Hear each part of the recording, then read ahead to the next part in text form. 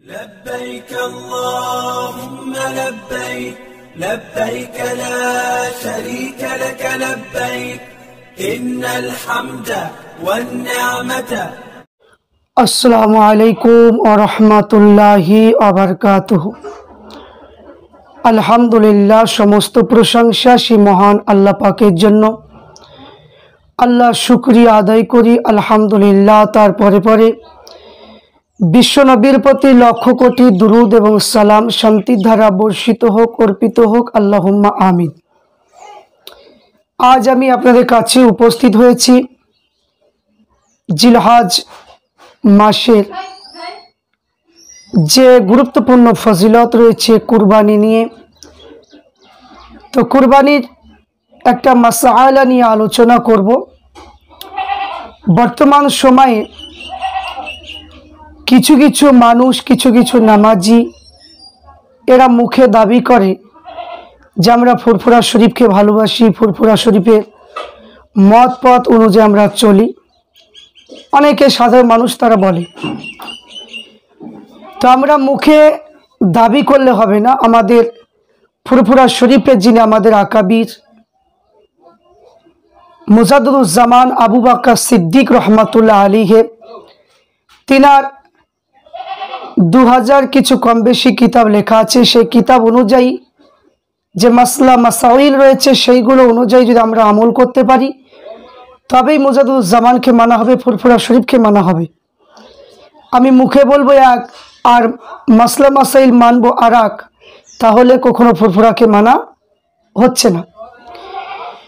তো একটা বিষয় নিয়ে আলোচনা করব, সেটা হলো যে কুরবানি, আমরা কুরবানি যে জবাই করব, কুরবানি পশু, সেটা নির্ধারিত তারিখ রয়েছে।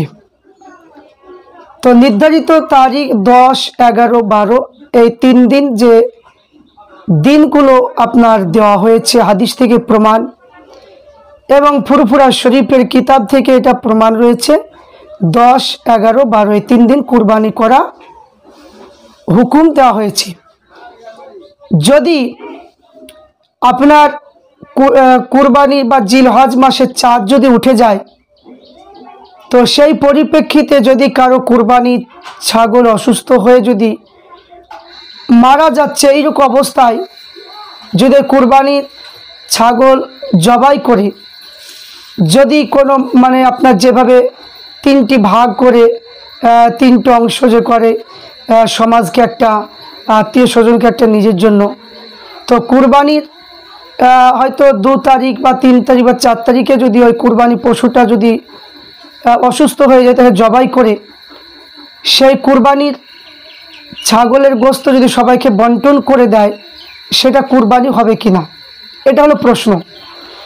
তো মশলাটা হলো এটাই যে কুরবানির চাঁদ উঠলে, কুরবানি পশু অসুস্থ হলে তাকে জবাই করে মানে প্রতিবেশী দেখে দেওয়া এবং আত্মীয় স্বজনকে দিয়ে কুরবানি হয়ে যাবে, এটা হচ্ছে একদমই ভুল ধারণা। এটা হচ্ছে মূর্খর পরিচয়। কারণ কোনো মানুষ এটা মেনে নিতে পারে না যে কুরবানির নির্ধারিত টাইমের বাইরে যদি কুরবানি পশু জবাই করে যদি মানুষকে বন্টন করে দিয়ে যদি কুরবানি যদি হতো, তাহলে এই 3 দিন 10, 11, 12 তাহলে এই 3 দিন নির্ধারিত করতো না। তো আজ বর্তমান সময়ে কিছু কিছু মানুষ রয়েছে, কিছু কিছু নামাজিরা রয়েছে, তারা নিজের ব্যক্তিগতভাবে ফতোয়া দিচ্ছে। কিছু কিছু মানুষ তারা নিজেকে নিজে মানে কি আপনার মশলা নিজে তৈরি করে মানুষকে দিচ্ছে। তো আমরা প্রকৃতি ফুরফুরা শরীফকে ভালোবাসি। ফুরফুরা শরীফের কিতাবে কি লেখা আছে, হাদিসে কি লেখা আছে যে কুরবানি হবে কিনা, সেই সম্পর্কে ইনশাআল্লাহ আলোচনা করব। তা আসুন আমি আপনাদের কাছে যে হাদিসটা আমি প্রথমে পেশ করব, একটা হাদিস থেকে আলোচনা করব। সেটা হলো সহিহ মুসলিম শরীফ। সহিহ মুসলিম শরীফের মধ্যে মানে কি রয়েছে যে কুরবানি যে তারিখ রয়েছে, ঈদের নামাজের পরে কুরবানি করলে সেই কুরবানি হবে, আগে করলে সেই কুরবানি হবে না। ফুরফুরা শরীফের কিতাব মুদ্দালাল নামাজ শিক্ষা, যেটা 350 কিতাব দ্বারা লিখিত হয়েছে। আল্লামা রুহুল আমিন বশির রহমাতুল্লাহ লিখেছেন জবাই কুরবানি মাসাআলা, এই কিতাবের মধ্যে রয়েছে, এবং ফতোয়ায়ে আমিনা এই কিতাবটা মানে কি দেখতে হবে, এই কিতাবের মধ্যে রয়েছে তরিকুল ইসলাম। এই কিতাবগুলোর মধ্যে কুরবানি বিষয় নিয়ে আলোচনা করা হয়েছে। ফতোয়ায়ে সিদ্দিকিয়া এই কিতাবের মধ্যেও রয়েছে। তা আমি প্রত্যেককে বলবো যে ব্যক্তিগতভাবে কোনো সাধারণ মানুষকে বলবো যে আপনারা ব্যক্তিগতভাবে কোনো মানুষকে আপনারা এই কথা বলবেন না যে কুরবানি পশু অসুস্থ হয়েছে বলে যে কুরবানি পশু জবাই করে দাও, দি গ্রামের মানুষকে বন্টন করে দাও, তাহলে তো কুরবানি হয়ে যাবে। যে এই কথাটা বলবেন সে নিজেই গোনা ডুবে যাবে। কারণ এখানে ওয়াজিবকে যদি আপনি নষ্ট করে দেন, ওয়াজিব নষ্ট করার অধিকার আপনার কিন্তু দেওয়া হয়নি। এখানে হাদিস কোরআন ইজমা কিয়াসে কি বলা হয়েছে, আমার পীর আকাবির মানে কি তিনা কিতাবে কি বলেছেন সেটা আমাদেরকে ফলো করতে হবে। তাই প্রত্যেককে অনুরোধ করবো এইরকম বিষয় যদি হয় আপনি দ্রুত কোনো একটা আলেমের কাছে আপনি সহযোগিতা নেন যে ওটা করা যাবে কি না। তো এটা একটা মানে কি নিয়ম হলো যে আপনার কুরবানি পশু অসুস্থ হয়েছে, কুরবানির চাঁদ উঠেছে, আপনি কি করবেন যে ওইটা জবাই করে ওই গোস্তটা বিক্রি করে দিয়ে যে টাকা হবে আপনি আর কিছু টাকা দিয়ে দ্রুত আপনি একটা মানে বকরি ছাগল আপনি কিনে কুরবানি দেবেন। কিন্তু ওই যে কুরবানি গোস্ত বন্টন করে দেবেন কুরবানি হয়ে যাবে এই ধারণা একদমই করবেন না, সেটা গোস্ত খাওয়া হবে, এটা মাথায় রাখতে হবে। আর দ্বিতীয় নম্বর কথা হলো যে কুরবানির জন্য যে সমস্ত মাসলা মাসাইল রয়েছে সেইগুলো মানুষ যদি ফলো করে যদি চলে তাহলে নিশ্চয় কোনো মানুষ আপনার পথহারা দিশাহারা হবে না। কারণ কিছু কিছু জিনিস দেখি মানে কি যে ব্যক্তিগতভাবে কিছু মানে কি আপনার মানুষ মাসলা মাসাইল বলছে যেগুলো কোনো কিতাবের মধ্যে পাওয়া যায় না। তো আমরা যে সহিহ মুসলিম শরীফের মধ্যে আমরা দেখব যে সহিহ মুসলিম শরীফের মধ্যে কি লেখা আছে সেটা আমরা একটু দেখব। সহিহ মুসলিম শরীফের মধ্যে যে হাদিসটা মানে আপনার তুলে ধরা হয়েছে, হাদিস সংখ্যা হলো 4925 নম্বর হাদিস। এই হাদিসের মধ্যে যিনি রাবি হলেন হযরত জুনদুব ইবনে সুফিয়ান রাদিয়াল্লাহু তাআলা আনহু কর্তৃত্ব, তিনি বলেন যে আমি রাসূলুল্লাহ সাল্লাল্লাহু আলাইহি ওয়াসাল্লামের সঙ্গে ঈদুল আজহার নামাজে হাজির ছিলাম এবং তিনি লোকেদের সঙ্গে নামাজ শেষ করে একটা বকরি দেখতে পেলেন যা পূর্বে জবাই করা হয়েছিল, তখন তিনি নামাজের পূর্বে যে ব্যক্তি জবাই করেছে সে যেন এর স্থলে অন্য একটা বকরি জবাই করে, আর যে জবাই করেনি সে যেন এখন আল্লাহর নাম নিয়ে জবাই করে। এবং দ্বিতীয় হাদিস যেটা হচ্ছে 4929 নম্বর হাদিসের মধ্যে বলেছে হযরত বারা রাদিয়াল্লাহু তাআলা আনহু থেকে বর্ণিত, তিনি বলেন যে আমার মামু আবু বুরদা রাদিয়াল্লাহু তাআলা আনহু নামাজের পূর্বে কুরবানি করলে রাসূলুল্লাহ সাল্লাল্লাহু আলাইহি ওয়াসাল্লাম বলেন যে তিনি এটা গোস্ত মানে গোস্তের বকরি। আল্লাহ রসুল বলে যে এটা হচ্ছে গোস্তের মানে কি যে গোস্তর বকরি। তিনি বললেন যে হে আল্লাহ রসুল আমার কাছে বকরির 6 মাসে একটা বাচ্চা রয়েছে, তিনি বললেন সেটি জবাই করো, তুমি ছাড়া অন্য কারোর জন্য তা ঠিক হবে না। তিনি বলেন যে ব্যক্তি নামাজের পূর্বে জবাই করলো সে কেবল নিজের জন্যই জবাই করলো, আর যে ব্যক্তি নামাজের পর জবাই করলো তার কুরবানি পূর্ণ হয়ে গেল, সে মুসলমানদের তরিকা অনুযায়ী কাজ করলো। তাহলে সহিহ মুসলিম শরীফের মধ্যে যেটা আমরা দেখতে পেলাম যে নামাজের পূর্বে জাগির সাহাবা একটা বকরি জবাই করেছিল, আল্লাহ রসুল বলল যে এটা হলো গোস্ত খাওয়ার বকরি। তো আল্লাহ রসুল বলল যে ব্যক্তি নামাজের পূর্বে যে জবাই করবে তার কুরবানি হবে না, নামাজ হবে, নামাজের পর আপনাকে কুরবানি জবাই করবে, তার কুরবানিটা সঠিক এবং সেটা সঠিক তরিকা। তাহলে যদি আল্লাহ রসুল বলে যে ঈদুল আজহা নামাজের আগে যদি কেউ জবাই করে তার কুরবানি যদি না হয়, তাহলে এখানে আপনি কিভাবে বললেন যে কুরবানির চাঁদ উঠেছে বলে কুরবানির পশু অসুস্থ হয়েছে আপনি জবাই করে সবাইকে বন্টন করে দিলে কুরবানি হবে? তাহলে এবার এটা ভাবুন, তাহলে আপনি কত বড় ভুল কাজ করছেন, কত বড় অন্যায় কাজ করছেন। তাই আমি প্রত্যেককে অনুরোধ করবো এইরকম করে কোনো ফতোয়া আপনারা দিতে যাবেন না সাধারণ মানুষ, কারণ এখানে আপনি গুমরার মধ্যে পড়বেন, আপনি গুনাহগারের মধ্যে লিপ্ত হবেন। কারণ ফরজের পরে পরে হচ্ছে ওয়াজিবের স্থান, সেটা আপনাকে মাথায় রাখতে হবে। তারপরে আমি যে কিতাবটা পড়বো আমাদের বড় মাওলানা যিনাকে লকাব দিয়েছে আমাদের আকাবির আবু বকর সিদ্দিক রহমাতুল্লাহ আলাইহি, তিনার প্রধানতম খলিফা আল্লামা রুহুল আমিন বসিরহাটি রহমাতুল্লাহ আলাইহি তিনি বললেন, তিনার যে 350 কিতাব দ্বারা লেখা এই কিতাবের মধ্যে লিখেছেন যে 537 পৃষ্ঠার মধ্যে জিলহজের চাঁদের 10 তারিখ সুবে সাদিকের ফজর হইতে 12 তারিখে সূর্য অস্তমিত হওয়া পর্যন্ত কুরবানি রক্ত।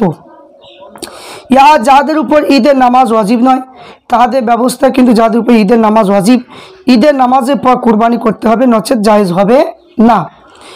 এখানে যে সমস্ত কিতাবগুলো হাওয়ালা দিয়েছে ফতোয়া হিন্দিয়া, রুদ্দে মোহতার, তাবঈন এবং বাহারুর রায়েক, এই সমস্ত কিতাব থেকে বলেছেন। এবং মুলতাকাল আবহু, বুখারী শরীফ, হজরতে আনাস থেকে হাদিস আনা হয়েছে এবং হজরতে জুন্দুব থেকে যে হাদিসটা আমি শোনালাম সেই হাদিসের মধ্যে রয়েছে। আল মৌজুমুল আওসাত এই হাদিসের মধ্যে রয়েছে। এবং এখানে বলা হয়েছে সমস্ত শহর ও মহল্লা যে কোনো এক স্থানে ঈদের নামাজ হয়ে যাওয়ার পর থেকে কুরবানি শুরু করা জায়েজ। এবং যে আল্লামা হুজুর লিখেছেন যাদের উপর ঈদের নামাজ ওয়াজিব, ঈদের নামাজের পর কুরবানি করতে হবে, নচেত তার জায়েজ হবে না। এবং কেউ কেউ আল্লামা হুজুর বর্ণিত মাসালাকে সঠিকভাবে না বুঝে লোকেদেরকে ভুল বোঝাচ্ছে যে মহল্লার নামাজ হয়ে গেল, কুরবানি দাতার নামাজ না পড়লেও তার কুরবানি জায়েজ হবে না। তো দলিল হিসেবে পেশ করা হয়েছে যে আল্লামা হুজুর লিখেছে ঈদের নামাজের পর কুরবানি করতে হবে, অন্যথায় কুরবানি জায়েজ হবে না। তো কুরবানি দাতারা এখন নামাজ পড়েনি, তাই তাদের কুরবানি জায়েজ হবে না। তো এই বক্তব্য আল্লামা রুহুল আমিন হুজুর লিখেছেন যে মাসালা কোনো ব্যক্তি কেন্দ্রিক নয়, আম শহরে মহল্লা কেন্দ্রিক, তাই এই জন্য আল্লামা হুজুর শব্দটা লিখেছেন। তাই আমি আমার ফতোয়ার সমর্থন কিছু দলিল আদিল্লা পেশ করছি। আল্লামা রুহুল আমিন হুজুর এই বিষয় নিয়ে তিনি আলোচনা করছেন। তো কুরবানির জন্য ঈদের নামাজ হওয়া যথেষ্ট। তাই শহর যে কোনো এক মসজিদে ঈদগাহ যদি ঈদের নামাজ হয়ে যায় তাহলে সকলের জন্য কুরবানি জায়েজ হবে। যদি স্বয়ং কুরবানিকারী ঈদের নামাজ পড়েনি, শহরের যে কোথাও নামাজ হয়ে যায়, তাহলে এই অবস্থায় ঈদের নামাজ পড়ে হয়তো কুরবানি করতে পারে, কিন্তু কুরবানিকারী ব্যক্তি স্বয়ং ঈদের নামাজ থেকে মুক্ত হওয়ার শর্ত নয়। তাই মসজিদে বা ঈদগাহ ঈদের নামাজ হয়ে যাওয়াই যথেষ্ট। তো এখানে বাহারুর রায়েক এবং ফতোয়া ইসলামী এবং ফতোয়া হিন্দিয়া এই কিতাবের মধ্যে রয়েছে। এবং অনেক কিতাবে হাওয়ালা এখানে দেওয়া হয়েছে। তো আপনার কুরবানি প্রাণীর যে একটা ধর্তব্য রয়েছে, যে কুরবানি ব্যক্তি অবস্থা ধর্তব্য নয়, কুরবানি দাতা এমন একটা জায়গায় অবস্থান করলো যেখানে কুরবানি ওয়াজিব নয়, কুরবানি পরে শহরে থাকা, তাহলে এই অবস্থায় শহরের যে কোনো এক জায়গায় ঈদের নামাজ না হবে ততক্ষণ পর্যন্ত কুরবানি প্রাণী জবাই করা জায়েজ হবে না। তাহলে এখানে আপনার যে সমস্ত হাওয়ালা দেওয়া হয়েছে মসলা ভান্ডার থেকে, যে যদি মহল্লা ঈদগাহ উভয়ে স্থানে ঈদের নামাজ পাঠ করা হয়, সেই স্থানে প্রথমে ঈদের নামাজ পাঠের শেষে কুরবানি করলে তা জায়েজ হবে।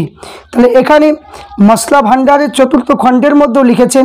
তাহলে আমরা এখানে বুঝতে পারলাম যে আল্লামা রুহুল আমিন বসিরহাটি রহমাতুল্লাহ আলাইহি তিনার কিতাবের মধ্যে লিখেছেন যে নামাজ পড়তে হবে, নামাজের পরেই কুরবানি পশু জবাই করতে হবে। তাহলে আল্লামা রুহুল আমিন হুজুর তিনি লিখেছেন, তাহলে ফুরফুরা শরীফকে আমরা যারা ভালোবাসি, সাধারণ মানুষ মুখে দাবি করে আমরা ফুরফুরা শরীফকে ভালোবাসি, তাহলে আমি বলবো যে যারা বলবেন যে না, যে আমার পশু অসুস্থ হয়েছে আমি জবাই করে দিলাম, যে জিলহজ মাসের 2-3 তারিখে জবাই করে আমি গোস্ত বন্টন করে দিলাম, কুরবানি হবে, এটা কখনোই সম্ভব নয়, এটা মুরুক্ষুর পরিচয়। এটা যারা করবে এটা গোস্ত খাওয়া ছাড়া কুরবানি তার হবে না। আর এই কাজটা করা হচ্ছে চরম অন্যায়, শরীয়তের বিরোধী ফতোয়া। তাই এখানে প্রত্যেককে বলবো যে মাসলা মাসাইলগুলো জানার জন্য ফুরফুরা শরীফে কিতাব পড়ুন, কিতাব অনুযায়ী চলুন, ইনশাল্লাহ আপনারা সঠিক পথটা পাবেন। নিজের ব্যক্তিগত মাসলা দিতে গিয়ে নিজেই যেন গুনায় ডুবে যাবেন না, এটা মাথায় রাখতে হবে। কারণ প্রত্যেকটা জিনিস ইসলামিক, প্রত্যেকটা জিনিসই আপনাকে হাদিস করে ইজমা কিয়াস অনুযায়ী আপনাকে দেখতে হবে, সেই অনুযায়ী আপনাকে চলতে হবে। আপনি নিজের মন গড়া কথা বলবেন, সেটা কখনোই শরীয়ত মেনে নিতে পারে না। তাই যারা ফুরফুরা শরীফকে ভালোবাসেন প্রত্যেককে বলবো যে আপনারা ফুরফুরা শরীফের কিতাবগুলো পড়ুন এবং সেই অনুযায়ী আপনি চলুন, আপনার জীবন ধন্য হবে এবং আপনি সঠিক পথটা পাবেন। তাই প্রত্যেককে মুজাদুজ্জামানের মতপথ অনুযায়ী চলার তৌফিক দান করেন। আল্লাহুম্মা